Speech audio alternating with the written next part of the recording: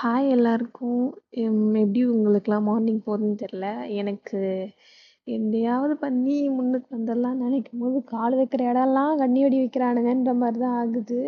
ஏன்னா ஃபஸ்ட்டு என்கிட்ட ஃபோன் இல்லை. சரி vlog பண்ணலாம்னு யோசிச்சுக்கலாம், ரெசிபீஸ் எடுக்கலாம், நம்மளுக்கு தெரிஞ்சது சும்மா எடுத்து வைக்கலாம் அப்படின்னு சொல்கிற மாதிரி யோசிச்சபோது பார்த்தா இப்போ ஃபோன் வந்துடுச்சு. பட் ஆனால் பையனுக்கு சுத்தமாக உடம்பு சரியில்லை.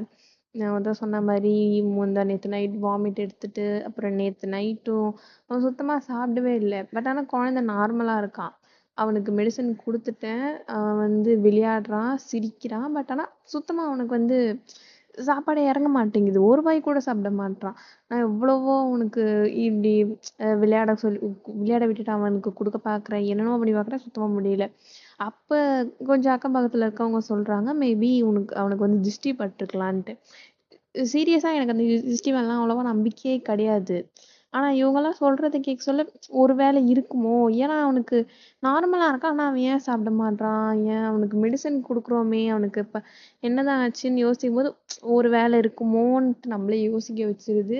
ஸோ திருஷ்டி குழந்தைங்களுக்குன்னு இல்லை, இப்போ நம்மளுக்குமே எங்கன்னா போயிட்டு நல்லா அதாவது ரிலேட்டிவ்ஸ் வீட்டுக்கலாம், ரிலேட்டிவ் வீட்டுக்கு போயிட்டு நம்ம ஜாலியாக இருக்கோம், ஹாப்பியாக இருக்கோம்னு தெரிஞ்சாலே அவனுங்களாம் மந்திரிச்சிருவானுங்க போல இருக்குது நம்மளுக்கு.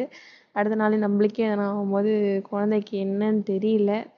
அவன் லீவ் டேஸில் இப்போ பசங்களுக்கு முக்கால்வாசி ஸ்டடி ஹாலிடே அந்த மாதிரி விட்டுறதுனால நல்லா போய் விளையாடிட்டு வரான்.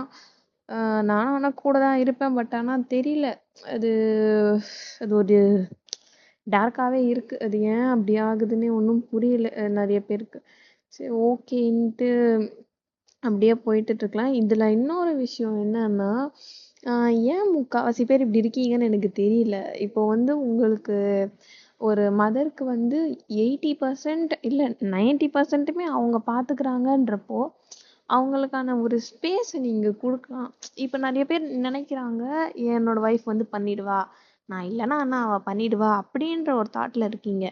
பட் அவங்களுக்கு வந்து அது டயர்ட் ஆகாதா? என்னை பொறுத்த வரைக்கும் நான் சொல்கிறேனே, இப்போ நான் வந்து ஏன்னா எனக்கு போக முடியும் இங்கேருந்து 1 hour, இங்கேருந்து 1 kilometer சுற்றி எங்கே போனாலுமே சரி, பஸ் ஸ்டாண்டு, ஹாஸ்பிட்டல்ஸ் எதுவாக இருந்தாலுமே சரி, இருக்கிற வீட்டிலேருந்து அப்படி தான்.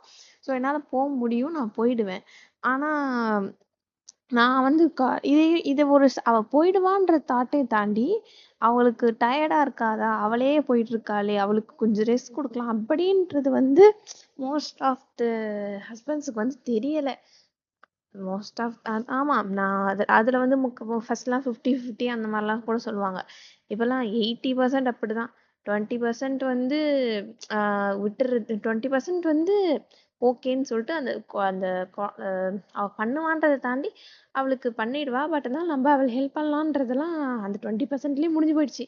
50-50 அப்படி 70-70 80-80 ஃபியூச்சரில் அப்படி 100மே அப்படி ஆகாது, 95-99 ஆகிடும் போல இருக்குது. அப்படிதான் இருக்குது. அதனால எனக்கு என்ன பண்றேன்னு தெரியல. முடிஞ்ச அளவுக்கு அவன் இப்ப கொஞ்சம் கொஞ்சம் சாப்பிட்றான், தூங்குறான். அதனால ஓகே, நான் அவனை பார்த்துட்டு இருக்கிறேன். ஸோ எனக்கு vlogல வந்து எனக்கு அவ்வளவா என்ன பண்றதுன்னே தெரியல.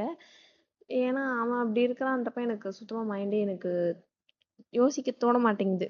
குழந்தை அப்படி இருக்குதே, குழந்தை அப்படி இருக்குதுன்னு குழந்தையவே யோசிக்க வேண்டியதா இருக்குது. ஸோ சரி ஓகே, நம்ம வந்து இது ஒரு பக்கம் இருக்கட்டும். நம்ம இன்னும் ஒரு சின்ன சேலஞ்ச் மாதிரி பண்ணலாம். நான் வந்து ஒரு செடி வச்சிருக்கேன். அதை வச்சு 1 month ஆகுது. மீஷோவில் வாங்கினேன். அது இன்னும் பூ வரல. ஆனால் அங்கே மோஸ்ட் ஆஃப் த பேர் சொல்கிறாங்கன்னா, அது வந்து அந்த ரிவ்யூஸில் பார்த்தேன், ஒரு 2-3 monthsல இல்லை 4 monthsல அதில் வந்து பூ வந்துரும்ன்ட்டு. நான் ஒரு எய்ம் மாதிரி வச்சுருக்கேன், கன்ஃபார்ம் அதில் பூ வரதுக்குள்ள என்னோட யூடியூப் சேனலில் ஒரு 1000 சப்ஸ்கிரைபர், அந்த மானிட்டைசேஷன் அது போகிறதுக்கு, அது அது வரத்துக்குள்ள அந்த அளவுக்கு நான் எஃபர்ட் போட்டு நான் வீடியோ போடுறேன். நீங்களும் அதுக்கேற்ற மாதிரி சப்போர்ட் பண்ணுவீங்கன்னு நினைக்கிறேன். நெக்ஸ்ட் வீடியோவில் பார்க்குறேன். பாய்.